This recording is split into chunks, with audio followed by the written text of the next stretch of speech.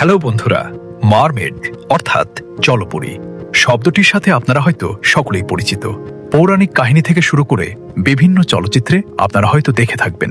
কিন্তু আসলে সত্যিকারের জলপরী আমাদের পৃথিবীতে আছে কি নেই তা যখন ভাবতে বসি, কোনো কুল কিনারা খুঁজে পাই না।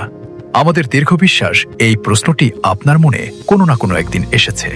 আসলে জলপরী আছে নাকি সবই পৌরাণিক আর চলচ্চিত্রের গল্প? তাহলে অনুরোধ করব, মাথা ঠান্ডা করে সম্পূর্ণ ভিডিওটি দেখতে থাকুন, কেননা আজকের ভিডিওতে জলপরীদের দেখতে পাওয়া কিছু দৃশ্য আপনাদেরকে দেখাতে চলেছি।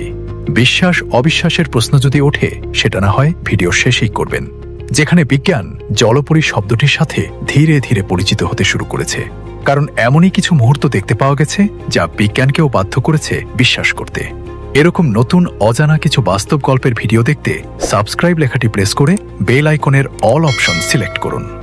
এই পৃথিবীর বিভিন্ন জায়গাতে বিভিন্ন সময়ে জলপরীদের কিছু ঝাপসা মুহূর্ত দেখতে পাওয়া গেছে, যে মুহূর্তগুলি স্পষ্টভাবে বোঝা যায়নি আসলে এটি কি।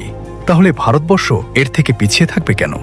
2017 সালের 10ই ডিসেম্বর ভারতবর্ষের কিছু মৎস্য শিকারীরা সমুদ্র থেকে এক আজব প্রাণীর আবিষ্কার করে। মৎস্য শিকারীদের জালে ধরা পড়ে এই প্রাণী। আসলে এই প্রাণীর নাম নিশানা খুঁজতে বিজ্ঞানীরাও ব্যর্থ হয়।